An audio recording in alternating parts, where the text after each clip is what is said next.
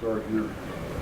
A topic that probably could speak at least for 8 hours on, and be even better, maybe more detailed, and hopefully you wouldn't get bored with it. I find it very fascinating. I love to speak about these things.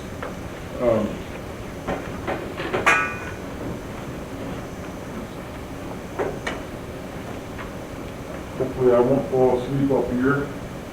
It's okay if you do. I sometimes do enough at these conferences, and you'll do something stupid, or hear about other stories of people who did.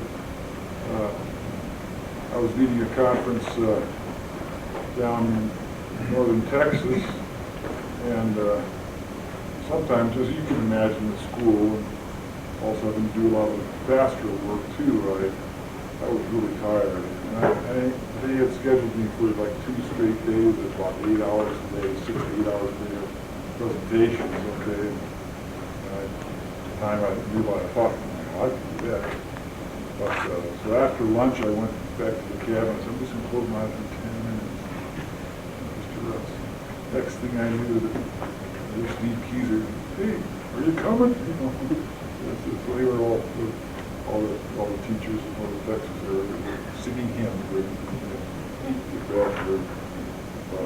You also hear things about people who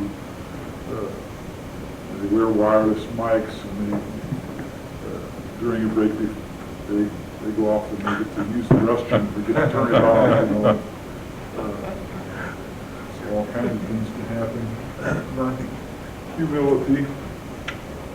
Well, as I mentioned in my last session, we're trying this year, at least my classes, I've got some feedback from our conference last year that people didn't have enough time to ask questions or make comments and share some things.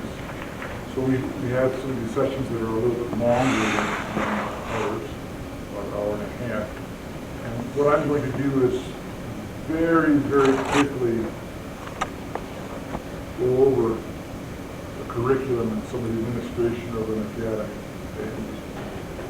I thought this was going to be a multimedia presentation. I misunderstood a few things. It's my fault, but I do have the goldenrod sheet is sort of just an outline of the things we'll cover, and then the white pages are printed out of the PowerPoint presentation I was going to do. I'm just going to go over those things fairly quickly, and then we'll have time for you to come back to any one of those slides, any of those topics, and ask questions, or if you have other things that you want to suggest. I am not the classical education guru. There's a lot of things that I have to learn yet, and one of the reasons I like coming to these conferences is because a lot of people have things to share. And they'll say, well, did you hear about this? And I say, no. Did you hear about this? And I haven't heard about that. So there are a lot of wonderful resources out there, and lots to be learned. So we have had a lot of visitors coming to Zion Lutheran Academy to observe our school in action. As far away as near Ottawa, Canada. People from Lincoln, Nebraska, people to come to see what actually is going on.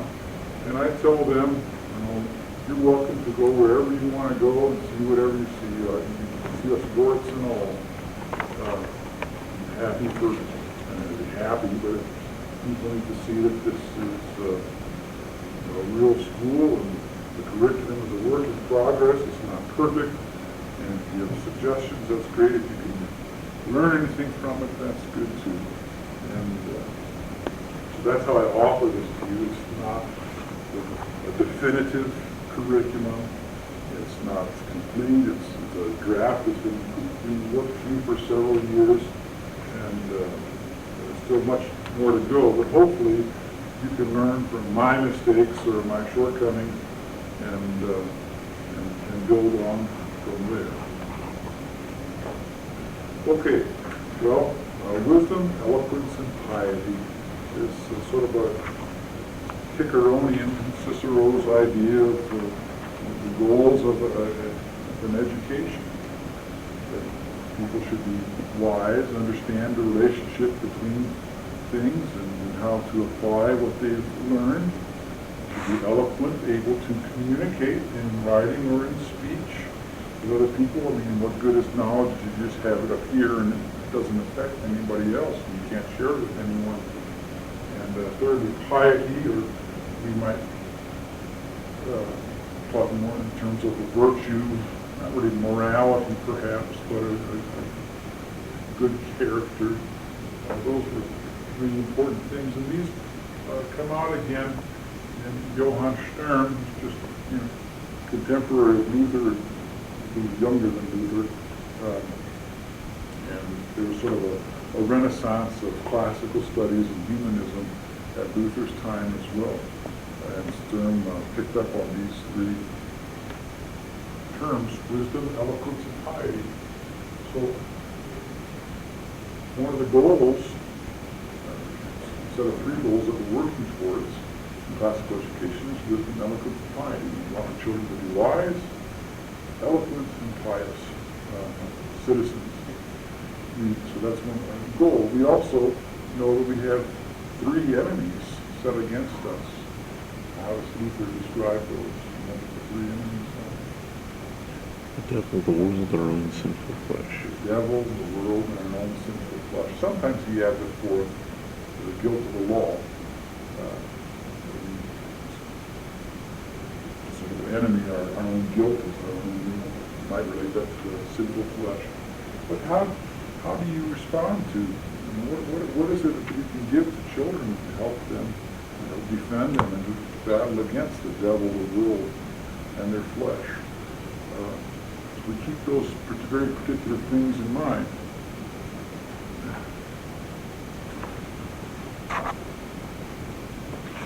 This is kind of like the last one, only I don't have a projector, so you just have to follow the slides along as we go.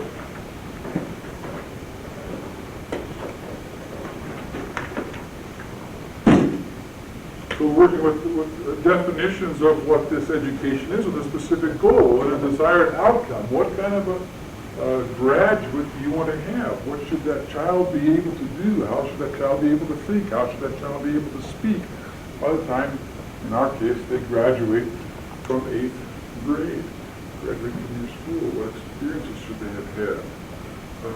Thirdly, on that little second slide, wisdom, eloquence, and piety, what are the dangers that our children face? I have not had that question asked to me in the course of my education, nor did I hear it very often among others. But what would you say what dangers do our children have to face when they go off to the university, or when they go off to the workplace? What? We're going to talk about the devil, the world, and our flesh. How does the world try to get at them? Oh, they're confronted with a worldview that's, I suppose you say it's anti-Christian, eclectic. And, do we, what some people do, and may do it in various different ways, is to isolate their children, protect them from the world. Well, does that really help their children when they grow up and they're out on their own? Not really. How do we inoculate children? We want to, in a way, protect them, but we don't want to just isolate them from these things. How do we give them vaccinations with some of the worldview so that they know how to respond to it? And this is not something that you can all of a sudden just start thinking about in college. Okay, now we're going to start vaccinating the kids when they're in the high school years, when their hormones are running rampant, as if we're going to be able to teach them then, in those circumstances. You need to think about it from, I think it was either Quintilian or Cicero who talked about this education has got to start from cradle to grave. So it's never too early to start teaching these things. There are dangers. And if you think specifically what those dangers are, how do you educate to minimize those dangers? A lot of times the world, for example, likes to redefine words. The devil would like to change the meaning of words like love or peace. You know, worldly speaking, what is peace? How would that be different from what God talks about peace or justice or whatever? You see? So sometimes it's getting these definitions straight and finding examples of what they are and how they are applied. Thank you, sir.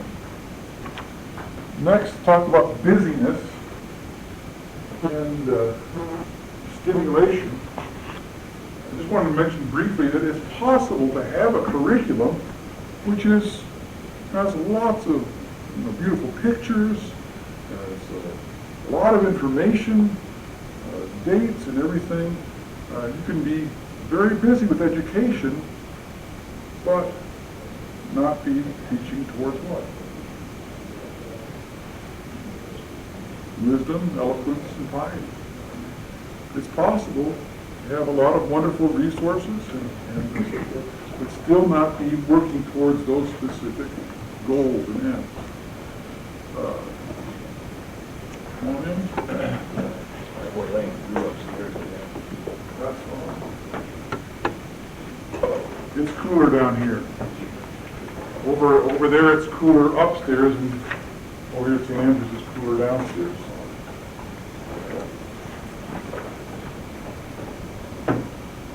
So when you have a specific goal in mind, you want to be educating and working your curriculum towards that end.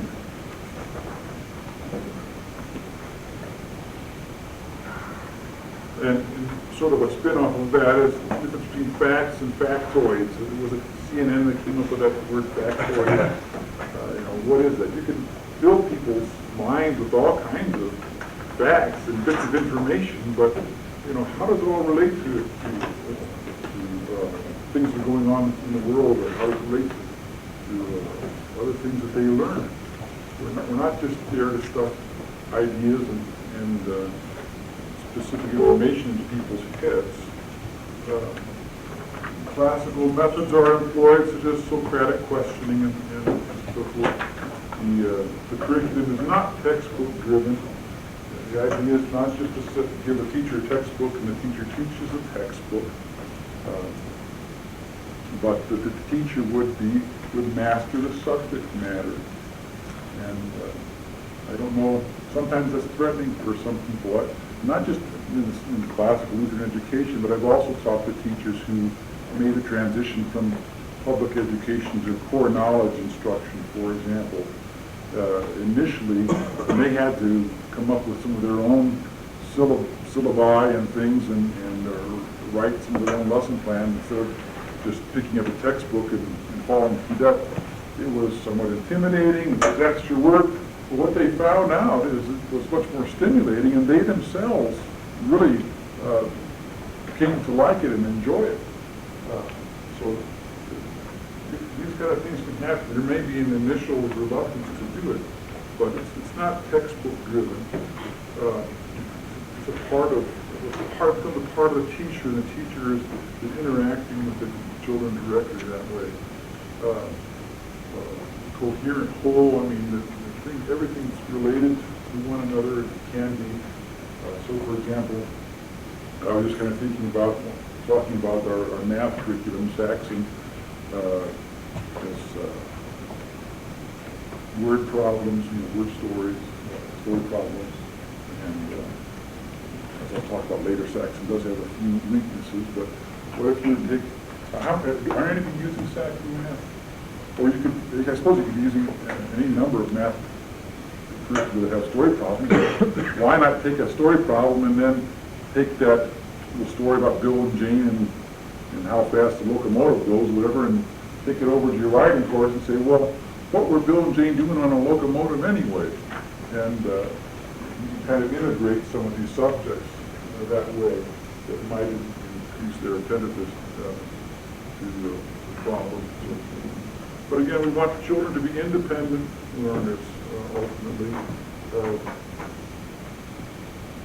There certainly are things that children should and could do cooperatively, but that's not the main goal. They need to be able to do these studies themselves and give the answers themselves, rather than having everything done for them in a group. Key factors, emphasize again, this is an organized body of knowledge. We're not just teaching a bunch of facts, things that we never ever come back to again. I'm not sure if I related that, but one of the things that I want to try to build into the curriculum is Greek civilization, that they don't just learn that for 2 periods during their 9 years at the academy, and then they never ever study that again.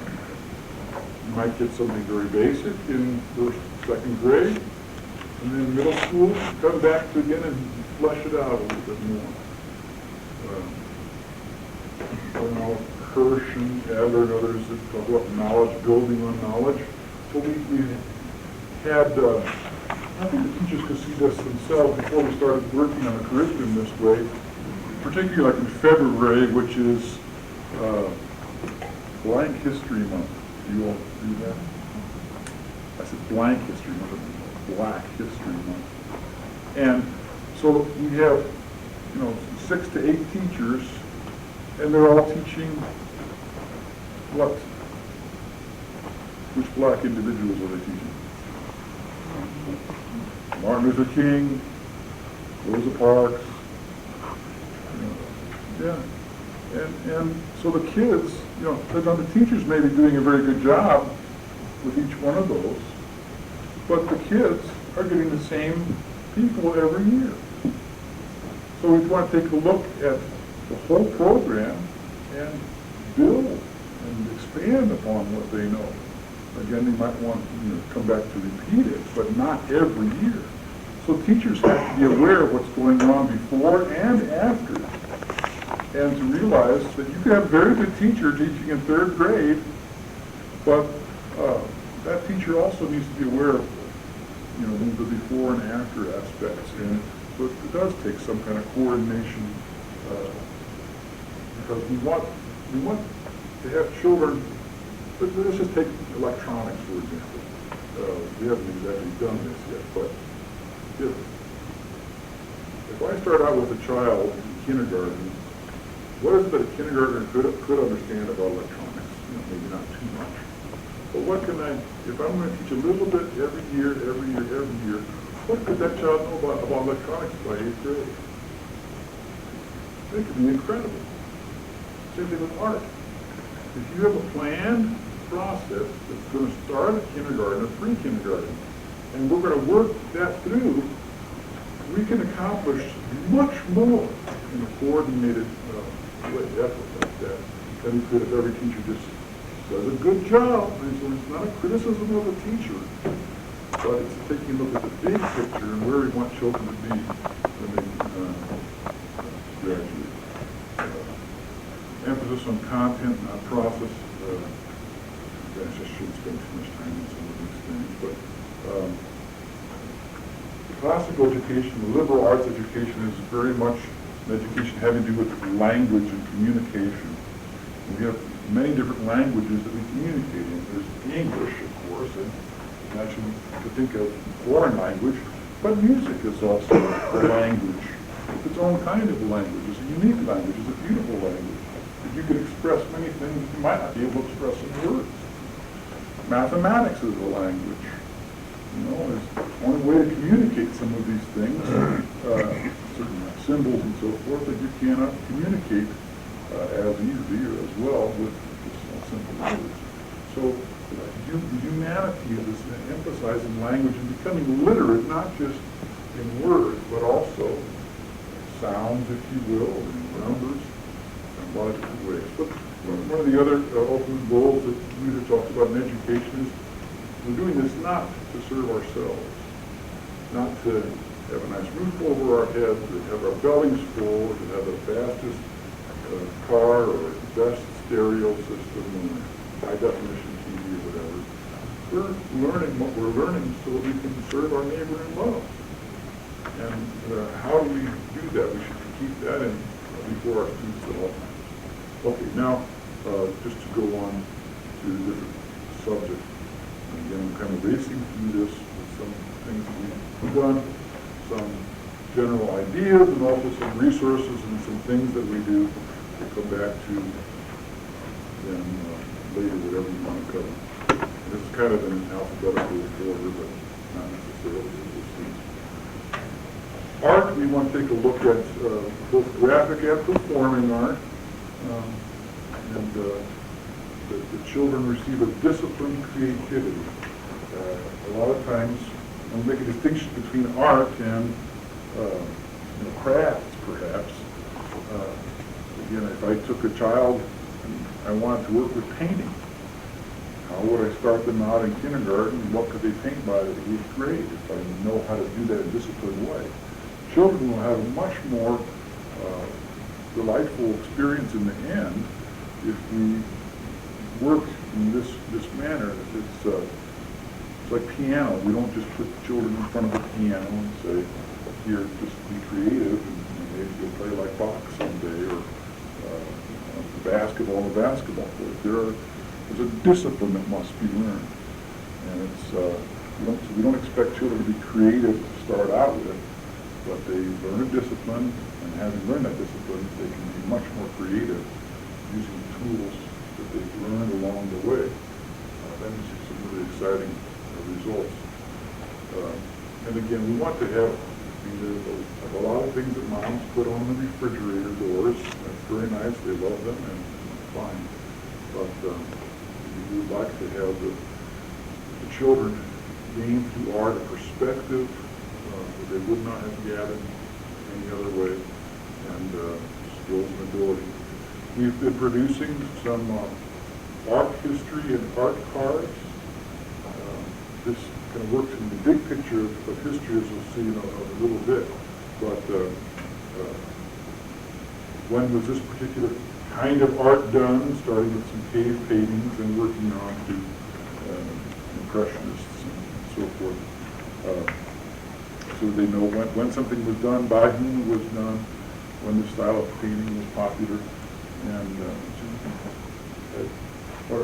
Bob Meyer was telling me, it's like he had some students who've done this, and you want to tell that one story about the child who saw the picture? And I don't remember his story.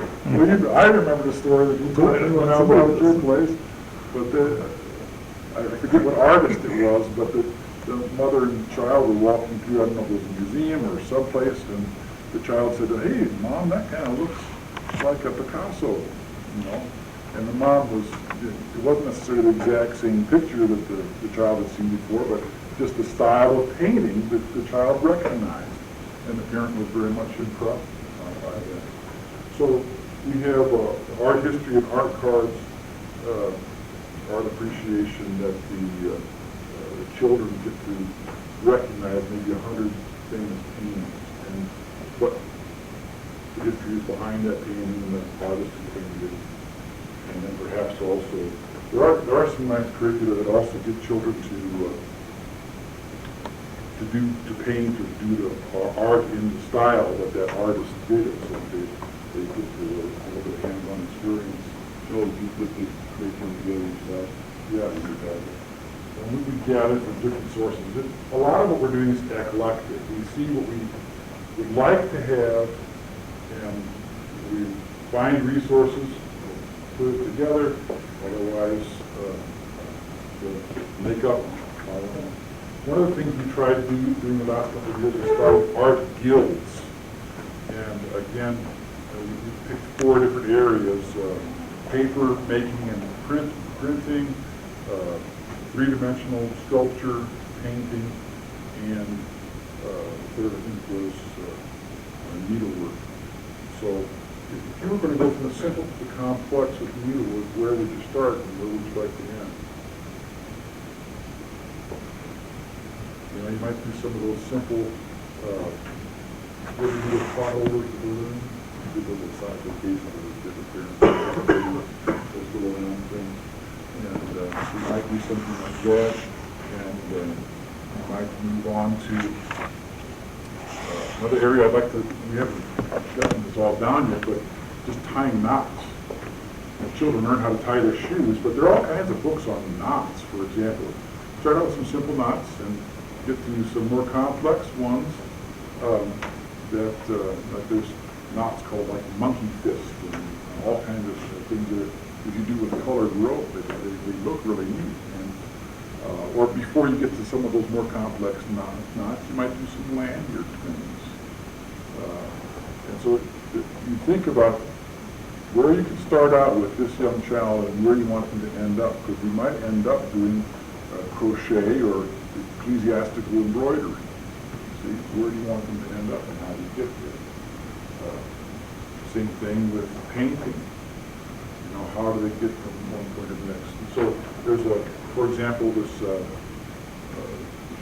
John Gordon, who's up in the Green Bay area. We had him come work at about 2 years ago at one of our conferences, and he used to be kind of a modernist, but now he's gotten back to the classics, and he's broken down each different kind of stroke. You'll start out with your fingers, and then your wrist, and then your elbow, and then your whole arm, and you practice these motions over and over again, and then you put them into practice.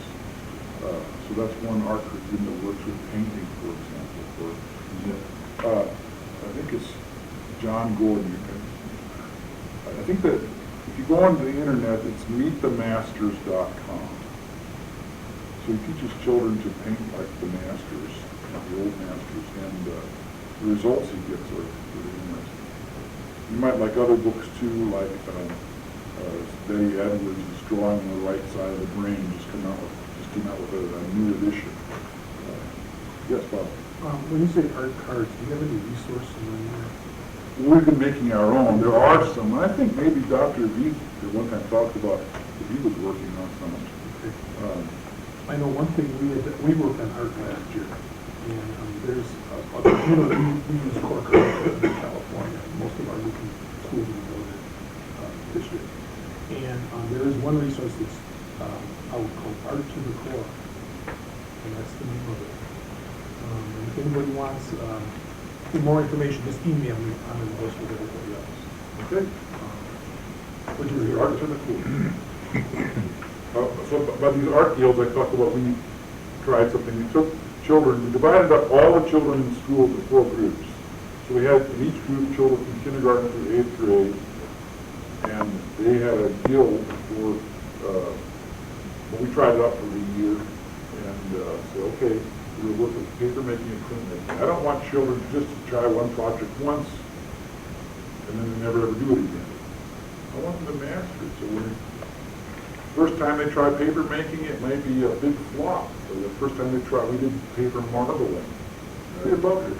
First time they did it, it didn't look so hot. But working on it, they learned new techniques and they learned to master these things. That was the idea of the art guilds. We've kind of moved on to some other things now, but you might be able to resurrect that. It was a little bit difficult having 8th graders and kindergartners in the same group. We've modified it that way. Bible and catechesis.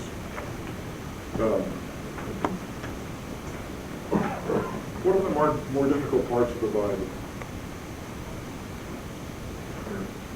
What's that? Parables. Prophets. Revelation. What does Peter say about Paul's writings? Read them. Read them. He says, well, many of which are hard to understand. So the Apostle Peter said that about the Apostle Paul. Well, with that in mind, if those are difficult, first of all, why are they difficult? And how do you get from the simple biblical narratives, which we all get from very early times, how do you move from biblical narratives to the point where you understand and appreciate narratives, apocalyptic writing, and some more abstract terms of the epistles? By abstract, I mean abstract nouns like love or hope or peace. And I think one of the ways we're trying to do it is they learn the biblical narratives, and then we might move on and take a look at an abstract term like love, or one that doesn't have quite so many passages, and Do a word study. Work on a concept that you would not a concept, I don't like that word so much, but pick a particular thing and let them read passages. They may be using skills that we've already taught them with regard to how to use a concordance, how to use a cross-reference, and do a topical study. That's really the word I guess I was looking for. Love or hatred or whatever. And by doing that, they may be linking some of these words in the narratives with what's coming in the epistles. If you read the Old Testament, you're going to be able to get along with the book of Hebrews much better. So with those kind of things in mind, we try to do that. Memorization, there's a difference between proof texts and, for lack of a better term, law gospel passages. What do I mean by that? I can come up with a teaching and then say, okay, here's a bunch of Bible passages that are going to prove that. That's maybe almost a, and I'm overstating the case here, but let's just be provocative, please understand that. But there's nothing really wrong with proof texts. We do a lot of it with Sadie's doctrine. But they're there to support in a rational way what's going on. But there are also passages that cut to the heart, cut us to the heart with the law. They convict us, they expose our sin. So, and then they also, there are passages that have the full sweetness of the gospel to apply to our situation. And does that make any kind of sense to you at all? So I find that in the catechisms that we have, a lot of the Bible passages there are more along the lines of proof texts. They're the Word of God, and they're not saying that they're inferior by any means, and that there's a proper place for them.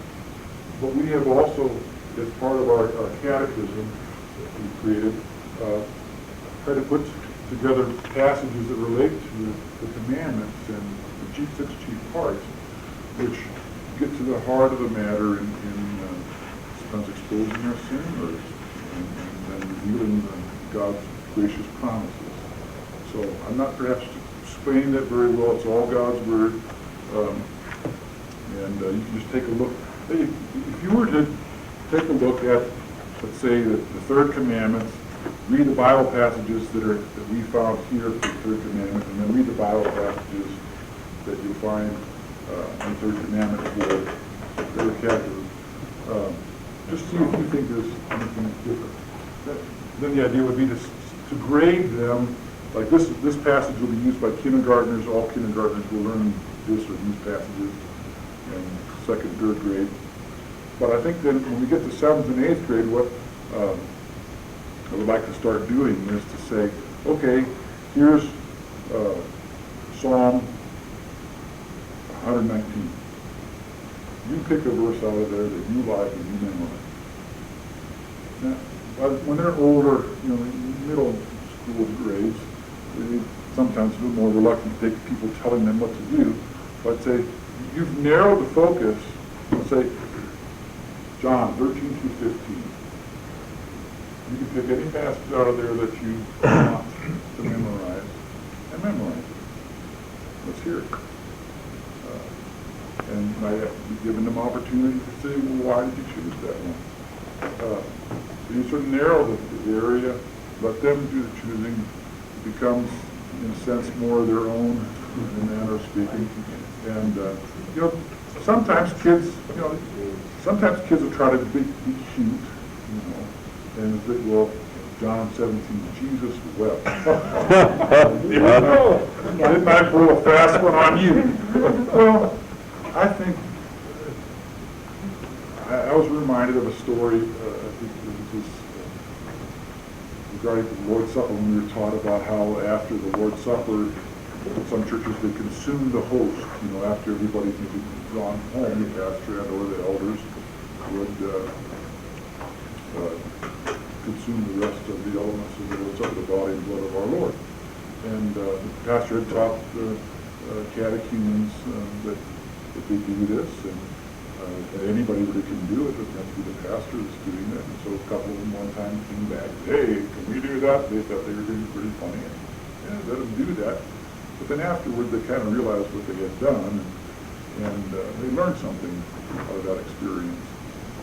So, you know, if kids are choosing the easiest way, you might say, well, okay, you did that. It would have been nice for you to pick something a little bit more meaningful, but so I think kids, they may try to push the limits a little bit sometimes. You give them a little bit of room to do that every once in a while, but yes. This isn't showing my ignorance, but can you talk about what the definition of catechesis is? Sure. Well, catechesis, I mean teaching the Christian faith in this,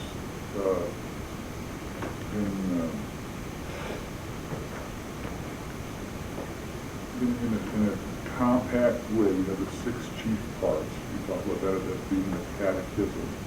And I'm just tired of what catecho means, right? To instruct. It's a Greek word. I guess that word, I suppose, could be thought of as jargon, and we use that a lot. And I don't know what would we use instead of that, or what is used instead of catechesis. When we talk about catechism, catechesis is teaching the catechism or teaching the Christian faith, I think, based on that word, catecho in the Greek. But thank you for asking. Sometimes we pastors do that. What did we used to say? Okay. Well, that's a good point, because really I think the questions and answers, I've come to see that a little bit differently now than I did when I was working with the catechism and trying to learn it in the Saturday school class. And you read the question, you learn the answer, and maybe you'd have to memorize what that answer was to that question. I think, and this is my hypothesis, is that really the question and answers that are in the catechism were meant more in terms of the Socratic dialogue. The teacher would ask questions to try to see if the children understood what's being taught. The question and answers were not there for you to memorize the answers. They were there for you to dialogue about them. So these would be sort of the example questions that the pastor could use to find out what the students learned and what need to be taught. So like Chemnitz' Enchiridion, I don't think that the Enchiridion is a handbook, and it has a lot of questions and answers that pastoral candidates were asked and tested on before they would become a pastor. But I don't think they were expected to memorize those answers. It's just kind of the dialogue that goes on. So you may come up with better questions to ask than are in the catechism. And I'm not sure that everybody always realizes, too, that I don't have a catechism around here, but Martin Luther's small catechism in the catechism is only about that much. 35 pages. 35 pages, and the rest was all added. Yes. So you compare that to the Roman Catholic catechism, which I often show to the kids, and it's about that thick. And the children are much more appreciative of our Lutheran heritage.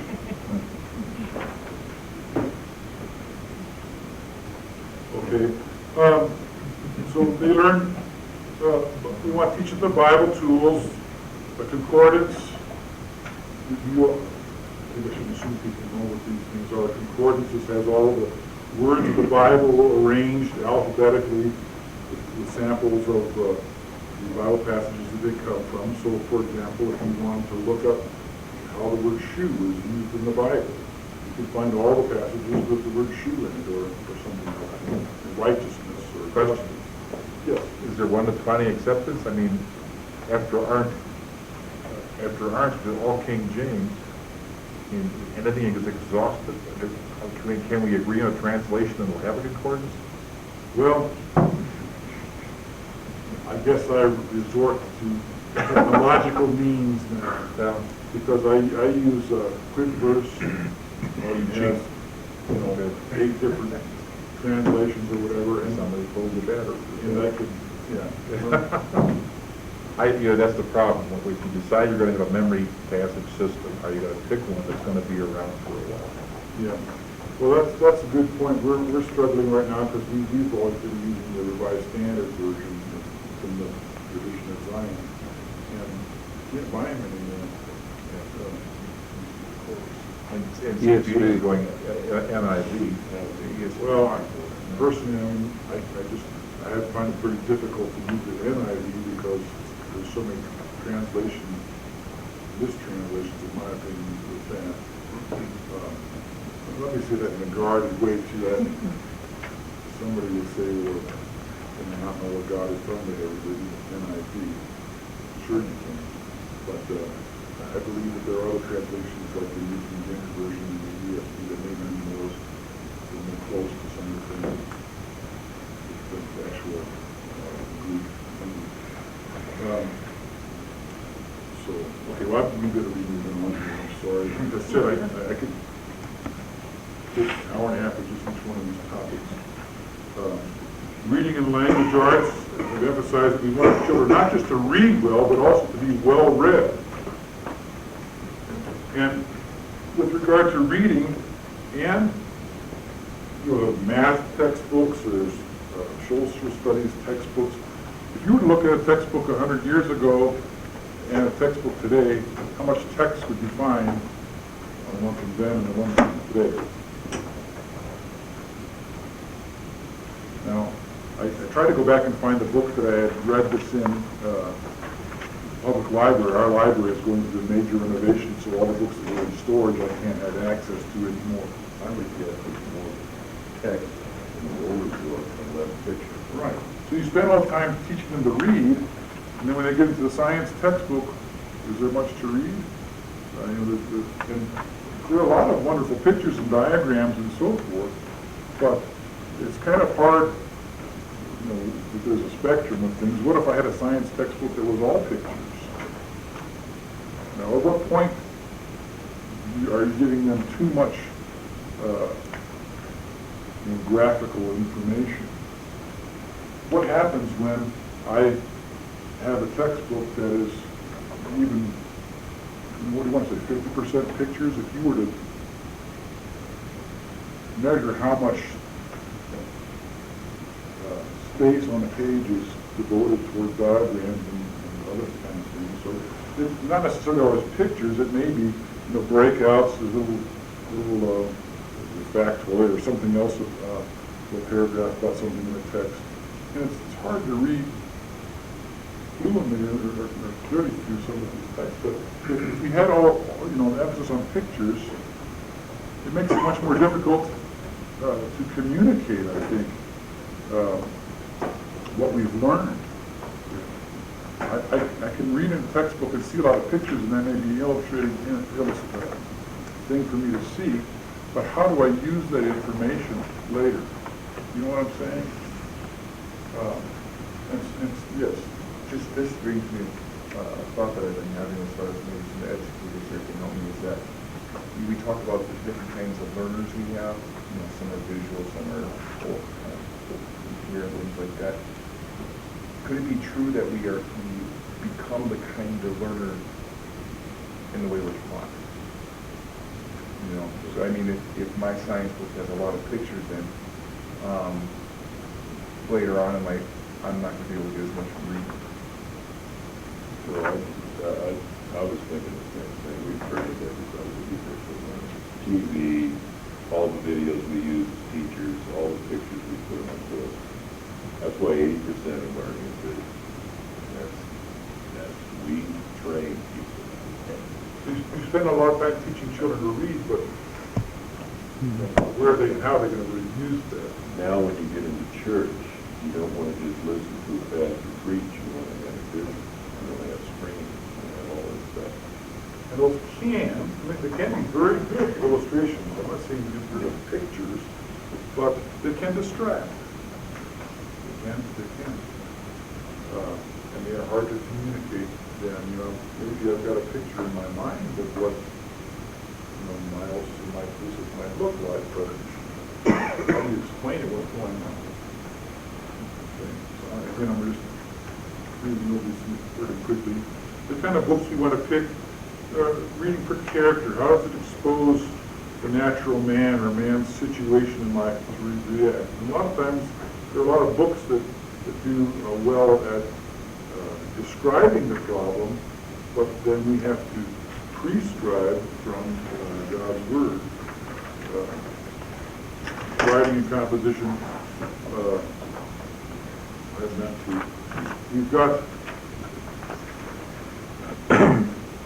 we have a literature-based curriculum, and we put together fairly early on, and this isn't the whole thing, we have them spiral down and things if you ever want to get a copy. But this teacher's reading notebook and comparative reading list. What we did is we took about 10 different reading lists that had books that were somewhat along the lines that we're interested in, classical or whatever. And then,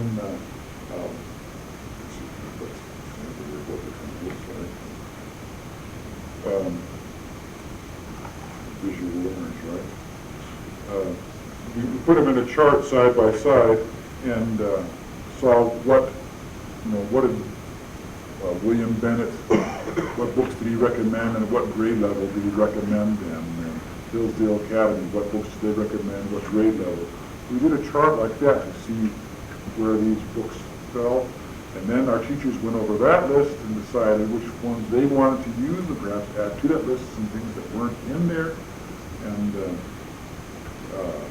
we ended up with a Zion reading list, and then the last couple of years we've been working with the books that we had picked.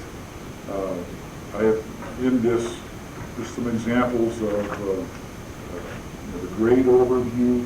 What do you expect to teach the children with regard to vocabulary, types of reading and genres, reading strategies and thinking skills, writing skills, speaking, listening skills, supplementary text and read alouds. So I'd ask the teacher when they do a unit on a particular book that they would pull out some of this information, what are the key thoughts in the book and so forth.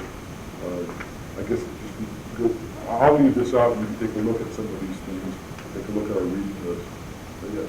With regards to the reading for character and exposing natural man, I have a twofold question. Do you have a parents, especially on like the junior high level, who object to certain materials that you select, and then if so, how do you deal with those objections? Well, probably isn't just at the middle school level. It may be a little bit, each parent's objections sometimes are unique, so it's hard to make a generalization. But some of the original fairy tales are pretty grotesque. There are dead bodies in closets and all kinds of things. And it seems strange for us today. We think, our children see much more violence on TV and so forth. But we had a lot of things going on for the ages too. Can you give me a kind of an example? Sure. You're among friends. I taught junior high literature last year, and one of the works I decided to teach was before I started the unit. What specifically did That it was violent and disgusting and borderline blasphemy? no, When they they didn't. do their period in the lay zone, I saw the movie. There was none of that in the book. Okay. They didn't object to that, and when I pointed out that, the points at which, we were both the same way, so well, we didn't get that kind of law. It's just a disgusting book about boys being violent and gang life is what they object. My comment on that? Sure. What you have to tell a parent is it presented in such a way as to be attractive? If you want to find evil, there's only one book you can find all evil in the world, in the Bible. You want to find out adultery, you read it there. The question is, what does the author do with the evil?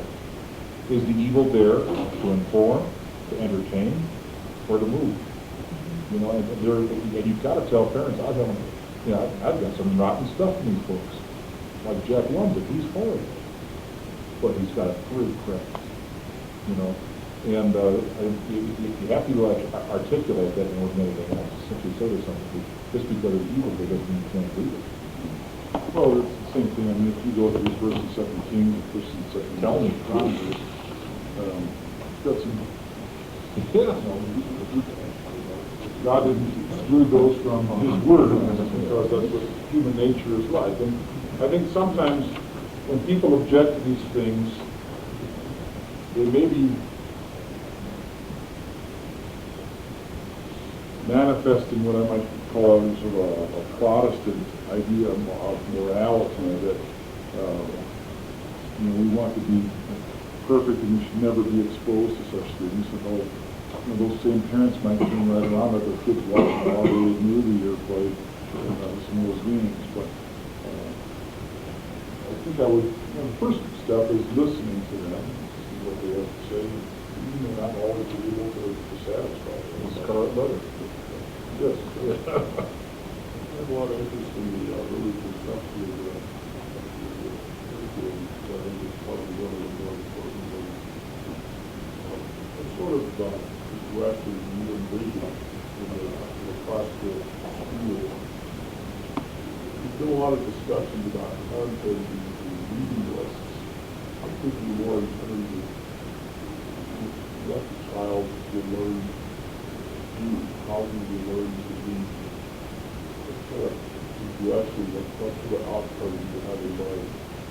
Well, I'll try to give you a couple of examples if I understand your question correctly. And I think that good literature, this is maybe an overstatement, oversimplification, but good literature, something that's well written, teaches these things on its own in a manner of speaking. So, for example, we've had critics who said, well, you don't have degrees in reading, you're not professionals, how can you put together a reading list, or presume to do such things? Well, I'll give a couple of anecdotes, because there are a lot of things that we do need to make sure they're covered in reading, and you can try to pick books that will do this. But, for example, our third graders, two third grade anecdotes, were reading Pinocchio, the unabridged version. And in that book, one of the chapters, I think there's a fox and a cat that are waiting to bilk Pinocchio out of trick him somehow. And so whenever the fox speaks, he says something, and then the cat, I believe, repeats the last few words of the fox. So, a habit that cat has. In the next chapter, Pinocchio comes across these two hooded figures, and it doesn't say who they are. But these two hooded figures, one of them says something, now the other one repeats the last few words of what the first one said. So, what is that when a teacher teaches the book that way? What is it that's being taught in that literature that happens to be there?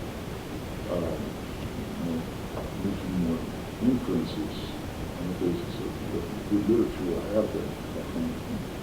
Or another example, my wife tells from Holland's book, Cattle to the Sea. Maybe some people used to it already, I apologize. But the character is going down St. Lawrence Seaway towards the Atlantic Ocean, and comes to a point where some of the salt water is backing in, and there are just signals that something's close by. The children are picking up on, the teacher picks up on teaching lessons of children. And then she said when it was described that the character sees the open sea for the first time, that panorama, the children all jumped out of their chairs spontaneously and started cheering. My wife had never ever had that experience before when using reading textbooks or eclectic readers or basal readers that took excerpts out of things, because they hadn't really identified with the main character very well. And here in this book, it was challenging for them to read, hard for some of them to read. My wife had to help them through, help some of them through it quite a bit. But they really connected. So I wish I had some of my wife's teachers here to go through some of these things as well. But we try to be aware of what kinds of things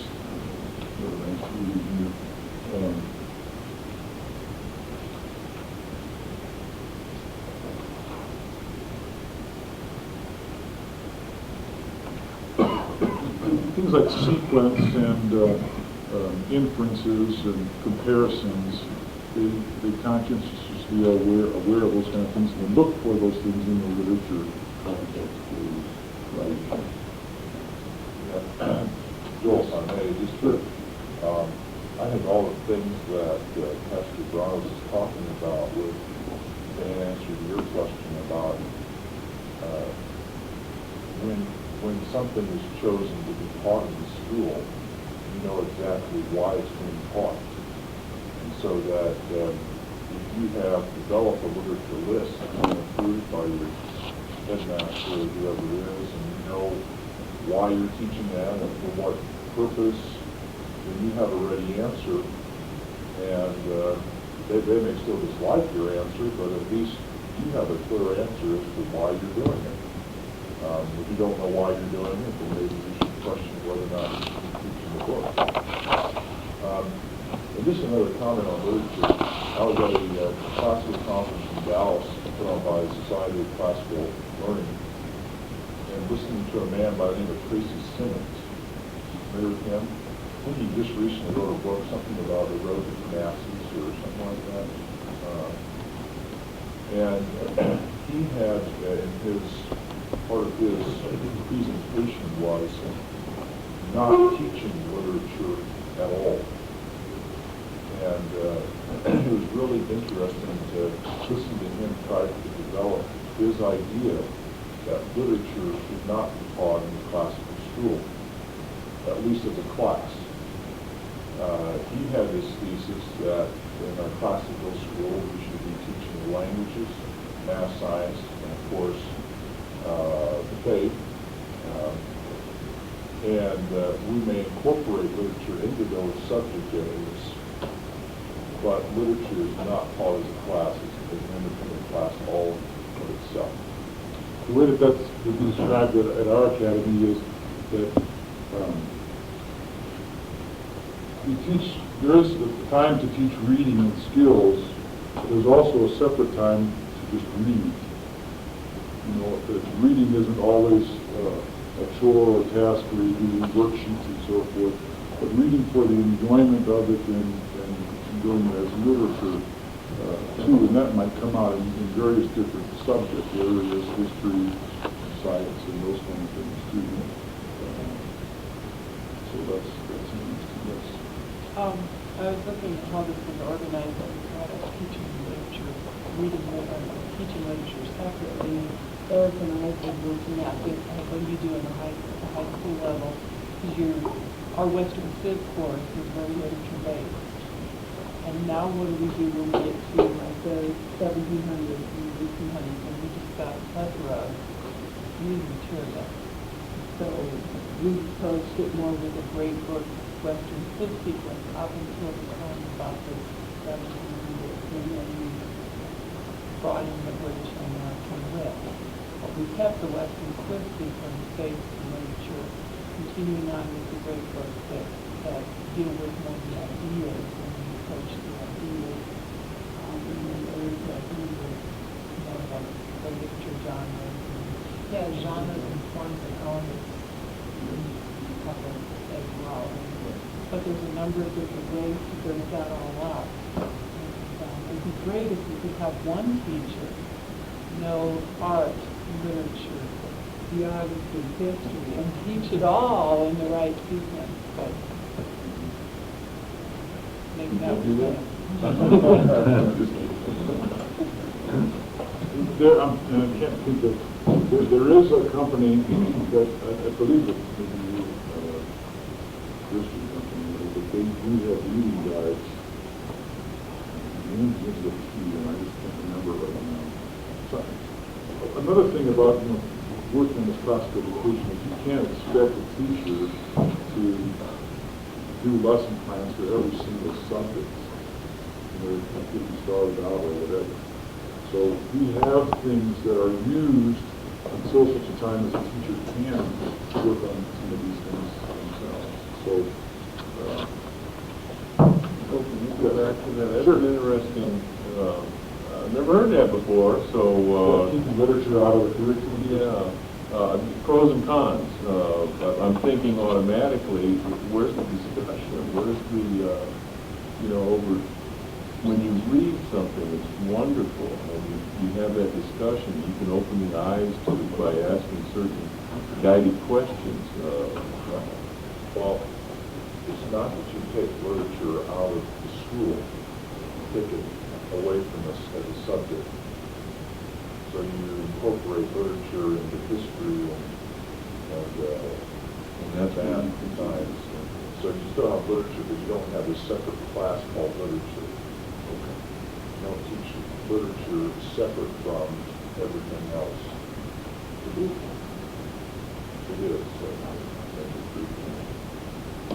I think that Kathy's point about you have to have someone in. I am not a science person, that's why I teach, English and writing, and so there may be science people out there who also are well-read with literature and literary terms and techniques, but I don't know that combination. Personally, I don't really know. Well, we'll get to that, some of these other things. Well, good. I was just going to say, wouldn't that be the definition of the classical teacher? I mean, if we're going to believe in what we're doing, we better have the background. We should be having. I'll be there. I know. Our students may be. Where are the classical degrees? What are our college degrees? You want to talk about that? We're getting off topic. But as I look at some of these things, there are books like, I think it's Carol Boutreau, who has Teaching Science Through Children's Literature. I've found a lot of times the teachers who haven't had much training in math or science, they have had a lot of interest in training in literature. It's an easy way to break into some of these things. So we're using Teaching Science Through Children's Literature, just 2 volumes on that. And as we'll see here in just a couple of minutes, books like by Kendall Haven, Michael Gullen, that use literature or teaching history, like how many of you know Cartesian coordinates? You remember graphing curves and things, X, Y type things? That's Cartesian coordinates. It's named after René Descartes. René Descartes. Where did he come up with it? What's the story about his coming up with that idea? So, Yeah. And whether the story is true or not. Oh, is that again? Well, I'm looking at the scene types. Descartes was an artillery officer. And he was lying down in his tent one time and saw a fly, boom, boom, boom.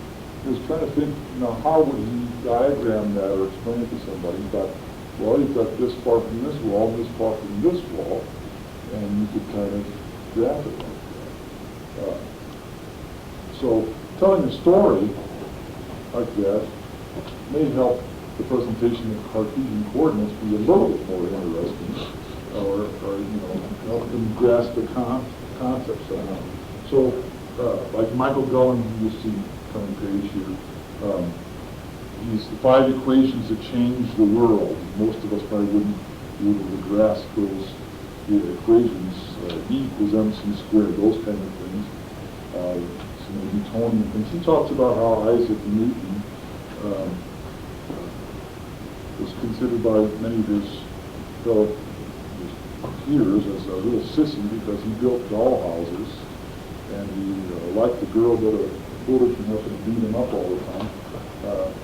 and how he went off. He tells like the personal life stories of his mathematicians, or people were really just coming up with these great ideas. But his father was a professor, and his father was very jealous of his son, and beat up the son and kicked him out of the house because he had won an award that he thought that he should have won. And when you get into these life stories, sometimes the children maybe become a little more interested in the mathematical principles behind them, or what the person came up with. So I found, reading some of these math things, you may come to enjoy them much more. Let me just read math here. Yes. There are a lot of books that are interesting to read about math. Math isn't just teaching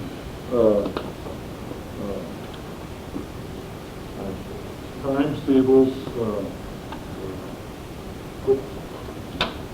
There's also abstract math. Martin Gardner has a lot of really fun math game type things.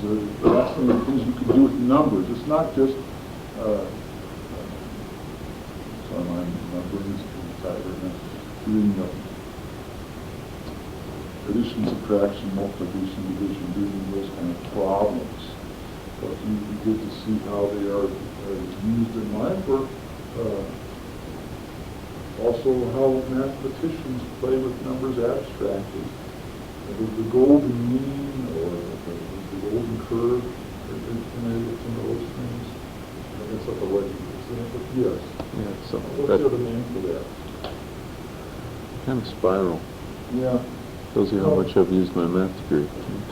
Well, you may do this even just by, you might start out by just doing 2, 4, 6, 8, you see how the numbers jump every 2.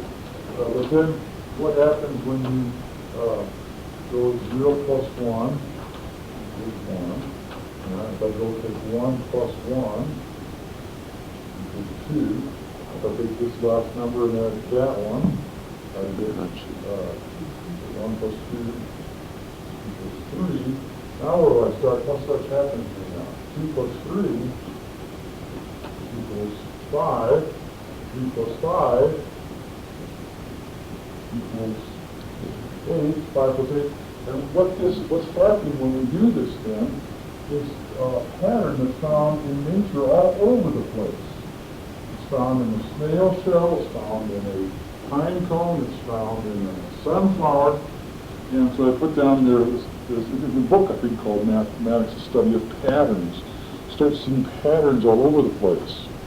And it develops another kind of a mathematical concept. I go into the restroom here, you don't need to know all the details, but look down the tile floor and say, hey, there are patterns. I see a couple of small patterns, and how big is the pattern that repeats itself through there? You might look up these tiles, see these tiles, you put your board, whatever, and say, there are patterns.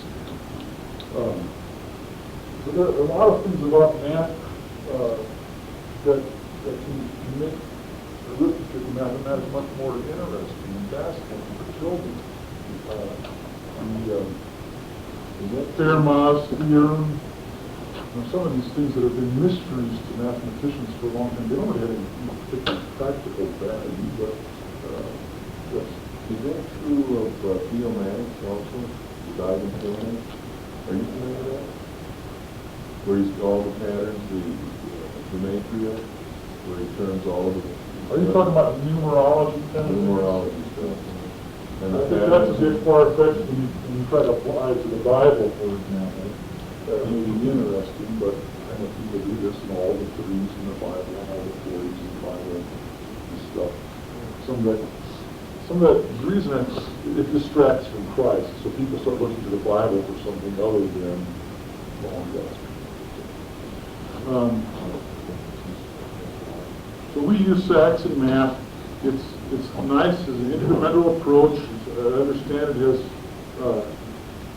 51% of the market share, but it does have shortcomings. In fact, we've been using Saxon math for as long, about 7 years that I've been there. Recently, we have a math magnet school in Fort Wayne, and they do very well. About 2 years ago, I went to one of the school showcases, just sit there and you say, well, what do you guys use for math? You're a mathematics school. I said, well, you can use them what the state told us to use, but you can experimenting with this new curriculum. And we really like it. It's called Saxon. And they've gone on to keep on using it and been winning awards. I've got a question about stories. You would affirm the use of stories when they're genuine stories, like the example you gave. Where stories become problematic is when they're contrived and tracked. But you would support the use of story problems, say, in math, right? You teach math application or not? Yes. It's two different kinds. They would understand by stories. Maybe I was talking more like history, telling the story of history. Yeah. That where these things. I think a lot of times children, if you talk about vectors and force and stuff, it's pretty abstract, and they don't see, well, how we're going to use this, but you try to show them where did it come from. It wasn't just geometry. People over thousands of years ago figured out pretty closely how big the world was and that it was round just by measuring the sun.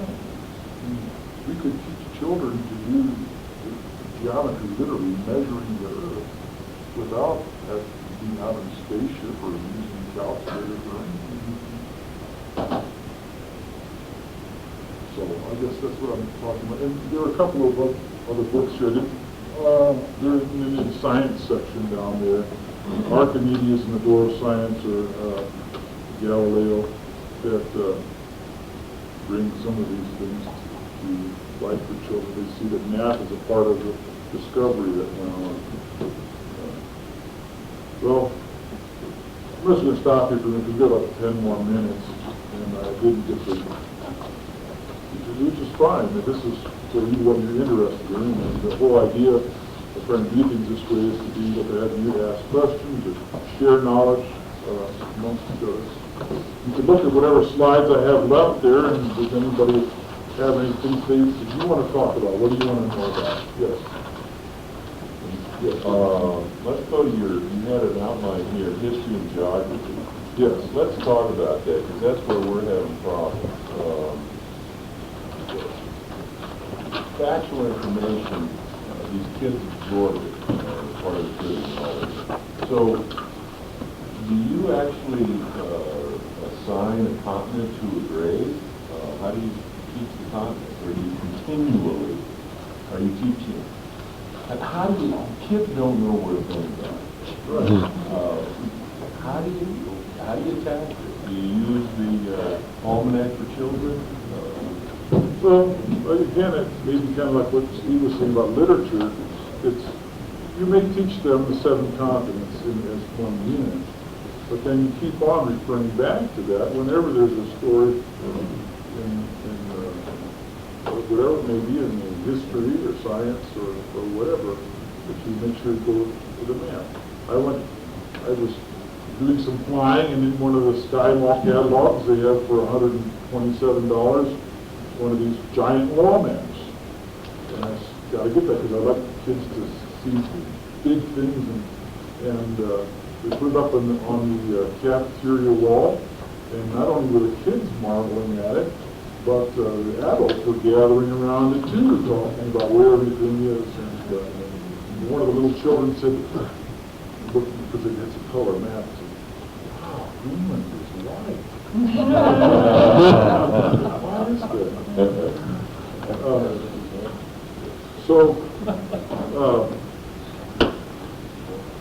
We use maps in many different ways. We teach history, geography, and civics rather than social studies. And geography comes down. And again, it shouldn't be taught just abstractly, but what happened there, what's the history behind it, and it all is related. Bob Jones has that stuff pretty good. Who? Bob Jones, they They take it very seriously, and are heavy on ninth grade level. And they go into culture. Even that, they're prods. They really are prods. There's no doubt how proud of they really are. But they will go in, they will touch subjects you won't find anyplace else. They'll go into Hinduism, they'll go into all the Taoists and all, as you go around the world, because they care about the cultures. You guys CPA, you got a committee together, we could do that too, do it right. But there are people who have core concern for integrating that kind of knowledge with Christian values. We're working on a new textbook series that, Well, I think Veritas Press does a great job of teaching history too, but the problem is, and here's the question, are we just teaching facts for the sake of facts when we teach children where things are? we don't want to do that. How do you get around that? Well, there's a couple of Let's say we've got a separate geography class now. Now, how do we cover all the continents? So those would be assigned two different grade levels. And you might learn just the 7 continents, but then you want to learn, take a unit and just learn all the mountain ranges on the continent, or all the major rivers on the continent, or you break it down into a structure. And the same way you should do with the history, where you take the kind of Right. Yeah, because you're starting continents. I would think that going along with what you just said before, and what Steve did too, that the history, whatever we're teaching that year in history, in your timeline, that's the continent you should be teaching along with the history. Right. That would, boy, you could fit everything, art and everything. So, what we actually use at the academy are the combination of things, the Veritas press materials. We also use the Pearson, part of the core knowledge, Pearson history. When I get to the middle school ages, there are things from critical thinking press,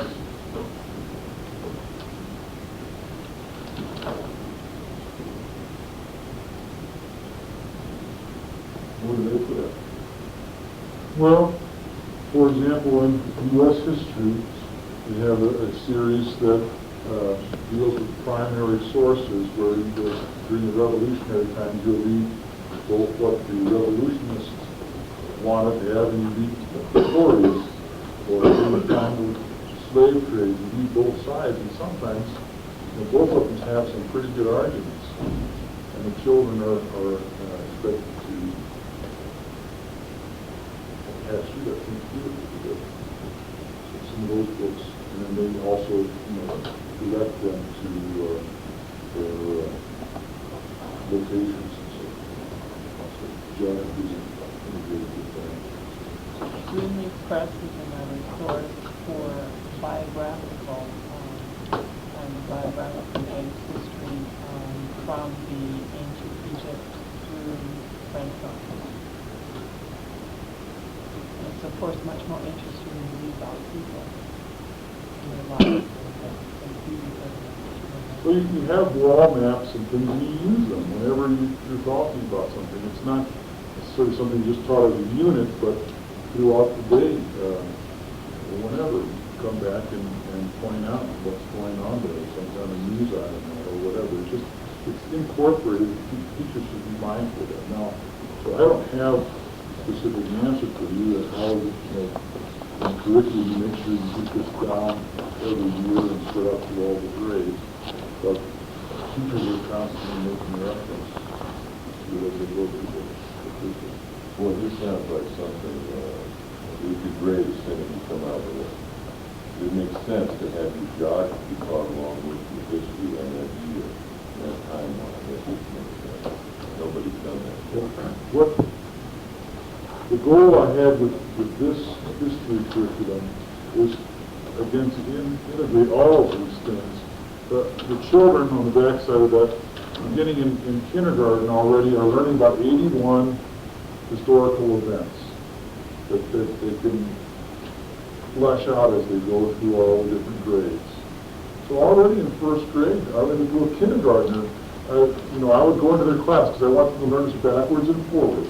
Right now, it's just maybe memorizing things, and they don't understand everything all about it. But I would say, when was the Battle of Marathon? You have a little kindergarten going 490 BC, and wow, it's just interesting to see that. Now they don't really know what to. You have to tell them the story about the Battle of Marathon, and then they have no real concept of time yet. But we can teach that later on as they grow through those things. But then also, we haven't accomplished this outline yet. But with all of these things, I want them to understand that identify music from different time periods. You go to Dover books. They have costume dress for historical costume dress. What people wore. So I want to hold up this particular kind of clothing. And when do people dress like this particular piece of art? When was this done? Why was it done this way? So they see, when people were dressing this way, what kind of art were they doing?